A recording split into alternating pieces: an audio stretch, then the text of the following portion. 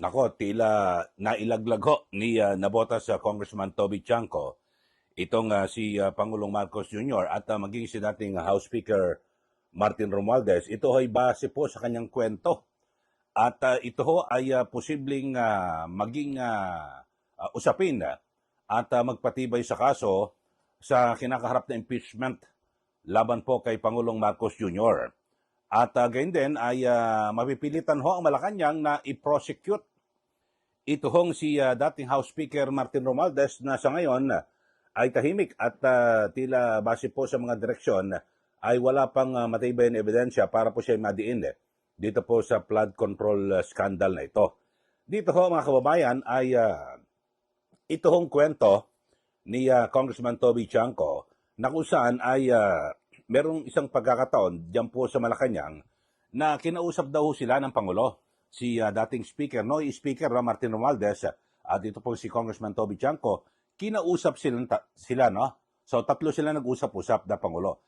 At kinumpronta raw ng Pangulo, itong Speaker Martin Romualdez, sabi po ni Congressman Chanco, na ilan pa bang bahay ang sa Forbes ang gusto nyo ni Saldi? Ipinapatong ko lang yung dating Congressman Saldi ko. At ilan pa bang sasakyan, ilan pa bang kabyar inyong kakainin? Kabyar, talagang yan po, mamahalin ho yan, no? Ibig sabihin talagang yung luho. At ilan pa bang sasakyan, Ferrari, helicopter o aeroplano ang inyong kailangan. So dito ho ay lumilitaw, sabi po ni Congressman Chanco, ay sinisita ng Pangulo ito hong si yung kanyang pinsan na si Martin Romualdez. So lumilitaw ho mga kababayan na sa pagsita ho ng Pangulo ay alam niya na may nangyayaring kalokohan. Hindi po ba? Diyan po sa mababang kapulungan ng Kongreso, partikular yung pagbabudget ho, di po ba? So, sa umpisa pa lang, alam na ho ng Pangulo. Pero dito nga ho, pwedeng gamitin ho ito na batayan, kung totoo ho yan, binabagit. Kasi, sabi ho ni Congressman Chang, ito, personal ho ito. Hindi to haka-haka, mga kababayan. Ayun po, at ang lumilitaw ho rito mga kababayan na may personal knowledge mismo itong si Congressman Toby Chanco kasi nandun ho mismo kaharap po siya ng sinisita ni Pangulong Marcos Jr. Ito pong si Speaker Martin Romualdez at tinatanong at yung mga nangyayaring hocus-pocus sa pag-budget. Yun ho. So okay po itong binabanggit ho ni Congressman Toby Chanco. Pero yung implikasyon nito, mga kababayan. Kasi sa kabila ng pagsita ni Pangulong Marcos Jr. sa kanyang pinsan na si Martin Romualdez, ganun pa rin ho ang kinalabasan ng budget na kung saan ay nasa laula. Kaya nga binabanggit ho ni Congressman Ege Erice na parang lumitaw, kinunsinte o nagbulag-bulagan ang Pangulo, pinabayaan, dahil mula 2023, 2024, 2025, talagang nababoy ito hong budget. So, lilitaw ho, mga kababayan, na kinunsinte o posibleng ang maging persepsyon, may alam ho ang Pangulo o nakipagsabwatan. Yun po ang magiging persepsyon ho rito. So, kaya sabi ho ni Congressman Iguerice, pwedeng pumasok ito sa betrayal of public trust. Kasi hindi lang po isang beses Kung isa lang ho, pwedeng nalusutan ng Pangulo. Pero tatlong sunod na budget, sabi ko rito ang Pangulo. Ito, pakinggan natin ang kwento mismo ni Congressman Toby Chanco na kung saan ay ipinatawag ko sila. No?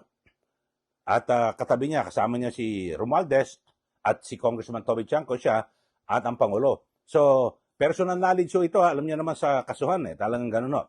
Na sinisita niya raw ho, ito pong si Romualdez. At kumbaga sa ilan pa bang bahay ang gusto niyo ni Saldi sa Forbes? At ilan pa bang kabyar ang kaya niyong kainin? Ilan pa bang mga mahaling sasakyan, Ferrari, etc. So ang magiging pinakatema ho noon at mensahe ng Pangulo, sobra na kayo sa pagnanakaw, parang ganon. Ano bang ginagawa niya? Sobrang pagnanakaw niya na at pagsasalaula sa budget. Parang ganon ho ang magiging implikasyon. Pero nung lumabas ho yung budget, nasa laula pa rin noon nangyari. Ano ibig sabihin nun? Kayo, ano iisipin nyo sa ating mga viewers, taga-subaybay dito po sa ating channel? So, pwedeng isipin na baka, baka Ron Me, meron ng Pangulo do. Kasi bakit nung natapos ang budget, ganun pa rin nasa laula. Ito, pakinggan ho natin itong pahayag ni Congressman Toby Chanco na kung saan ay, ito ho, hindi ho tumarites, hindi sabi-sabi, andun ho mismo siya. Hindi katulad ng iba na, hindi, sinabi sa akin na nag-meeting sila, hindi ho Ito, may personal knowledge ho siya.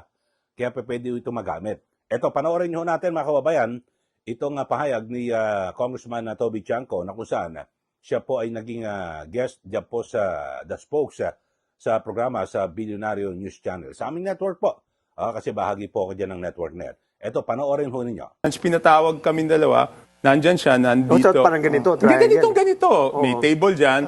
So, pinatawag kami dalawa, nandyan siya, nandyan ako. Ang una sabi niya, ilang bahay ba ang, Martin, kayo ni Saldi, ilang bahay ba ang gusto niyo sa Forbes Park? Gaano karaming aeroplano, helicopter? That is the president's asking Martin. Yes, helicopter kailangan nyo. Gaano karaming caviar ang kaya nyong kainin, ilang Ferrari gusto niyo? Maraming kwento yan eh. Ganun, exactly, I've heard that story.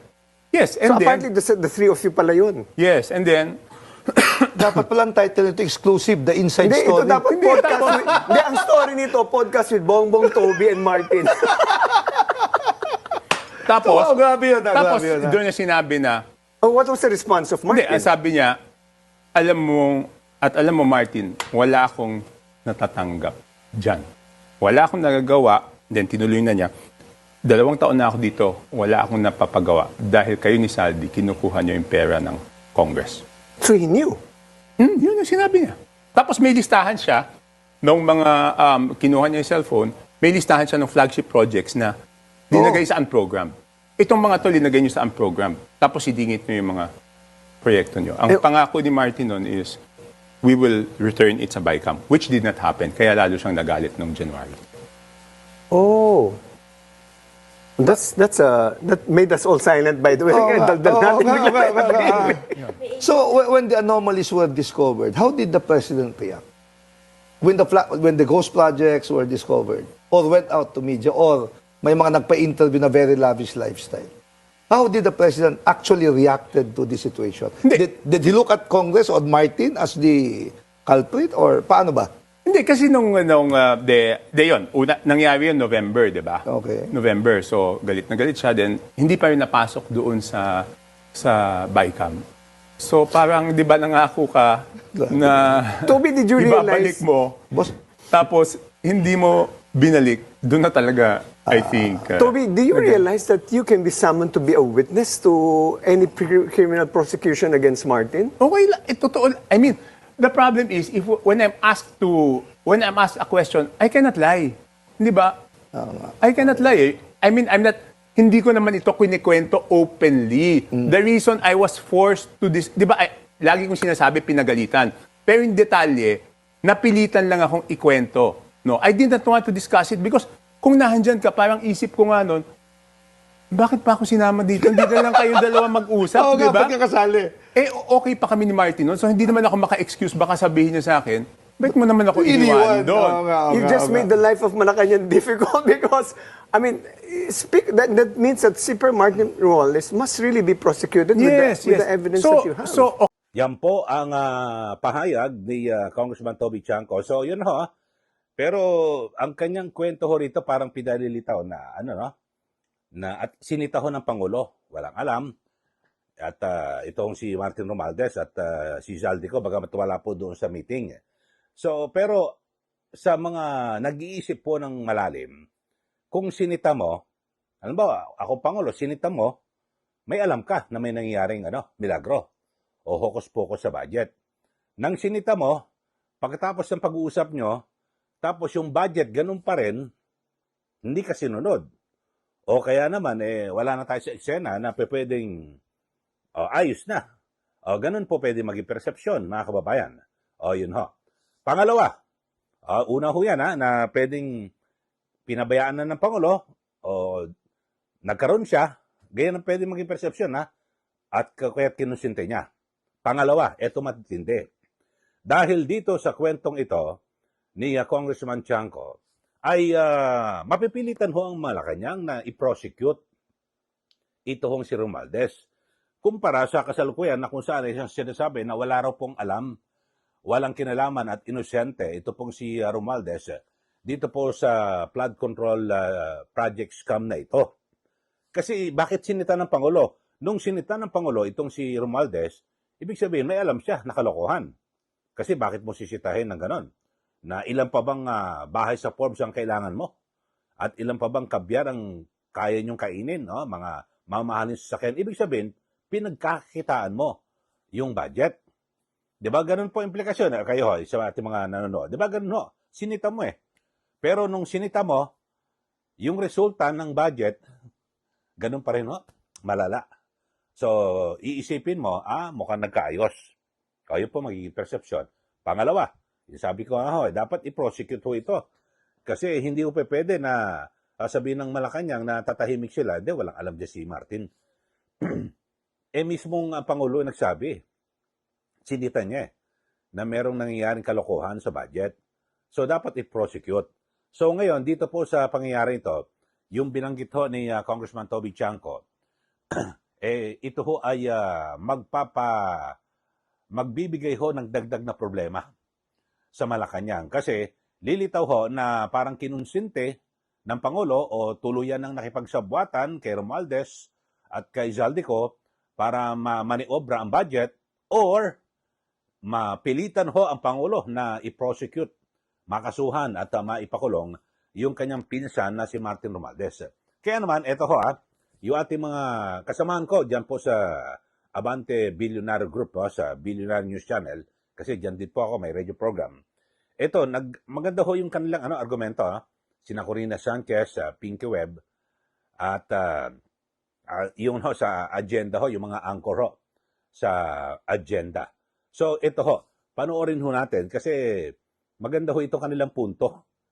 Ito panoorin natin at sabi nga ni Miss Corina Sanchez, naku baka nagsisisi ang Pangulo. Bakit naimbitahan itong si Toby Chanco? Bakit to? Kasi ikwinento O ngayon na i-broadcast na pinapagalitan niya itong si Martin. Ito, panoorin niyo mga kababayan, yung kanilang komentaryo at ganyan din po yung aking pananaw bilang isang mamahayag at bilang komentarista. Ito, panoorin niyo mga kababayan. Ito hong komentaryo ni na Corina Sanchez at Pinky Web. Nagsisisi kaya si PBBM? Saan? Na sinama niya si Congressman Toby Chanco sa meeting.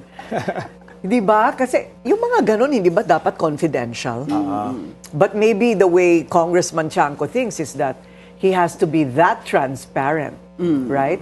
Kwento mo muna ano sinabi ba? Kanina, kung nakikinig po kayo sa balita, ang sabi niya, siya ay bahagi ng isang meeting sa pagitan ni Pangulong BBM at ang kanyang pinsan ni dating Speaker Martin Romualdez at pinapagalitan niya si Speaker. At tinatanong, ilan ba ang bahay mo sa Forbes? Gaano karaming caviar ba kung kayo'y kumain? Ilan ba ang sasakyan nyo? Ilang aeroplano? Aeroplano, may mga ganon. Pero hindi na kinuwento ni Congressman Tiangco kung anong sagot. Bitin. Medyo bitin. Bitin. Tanungin natin si Attorney Edwin. Oo nga. Ano sabi? Pakitanong mo, tsaka, ano ang punto nun? Ano ba ang punto ni Congressman Tiangco na the President is holding his own cousin accountable for whatever he probably did or did not do. At saka nangyari itong usapan na to nung House Speaker pa siya, Oo, hindi ito recent. No. Marami kasi ang nag-iisip, nagtatanong, Pinky, ano ba ang relasyon ni PBBM kay Speaker Martin? I guess, that gives the public some kind of view of a sneak peek into their relationship. That the President also holds his own cousin accountable. I guess, yun ang pinapalabas si Congressman Toby. Pwera na lang kung sarsuela din yun. Kasi pwede ring acting yun, Pero palagay mo hindi? Para ma-share ni Kong Toby sa atin. Para ma-share ni Kong Toby sa atin, Oo, hindi. Si Kong Toby ang makapagsasabi kung feeling niya sarsuela ba yun, fake or totoo. Pero walang makapagsasabi. Madumi lang po ang isip talaga ng mga mamamahayag. Pasensya na po kayo. Lahat lang ng mga posible pinag-uusapan At yung namin. iba talagang sasabihin, di ba? Yes. Oo. So, yeah. But if he really does hold his cousin accountable, then that's plus points for him. Pero, ako naman dahil sa sinabi ni Congressman Tobin doon sa kanyang interview sa The Spokes, paano kapag may impeachment case na ihain laban kay Pangulong Bongbong Marcos? Okay. Ay pwedeng gamitin yun. Although, how much that will hold, that's another story. Pero kumbaga kasi parang malabas, complicit eh. Si Pangulo, dahil pinagsabihan niya yung pinsan niya, pero natuloy pa rin yung budget. We're talking about the 2025 budget. Hindi itong budget na ito. Okay. Sabi ni Congressman Edgar Erice, pwedeng betrayal of public trust. Depende nga kung anong sinagot ni, kung ano ang sinagot ni Speaker. Kulang Doon tayo ang kwento. nabitin. Oo, kulang ang kwento ni Kong Toby. O, yan po, no? Ang sabi nga ho ni Miss Corina, naku, baka nagsisisi rito ang Pangulo eh. Bakit naisama pa sa meeting itong si Toby Chanco? So ngayon siya ang nagbubulgar at yung mga kwento, bagamat ako naniniwala ko na ang intensyon ho rito ni Congressman Toby Chanco ay siguro protektahan ang imahe ng Pangulo at parang palitawin na sobrang bait ng Pangulo, inabuso siya ni Romualdez. Parang ganun. Ako, yung basa ko yung sa kanyang mga kwento. Pero, bilang isang Pangulo, ikaw kasi lahat mananagot eh. Pag sinita mo, hindi tumupad, dapat may gawin ka, di ba? So ngayon, dapat pakulong mo itong si Romualdez. Or, dito mga kababayan, yung sinasabi ni Congressman Ege Erice na, yun, baka parang meron pong sabwatan ho rito o kinonsinte ng Pangulo. Ito hong nangyari diyan po sa sa budget. Kasi yun ho sabi nga ho ni ni Pink Web parang yung kanya maganda rin ho yung kay Miss Corina parang sarsuela ang binabanggit niya dito ho mga kababayan.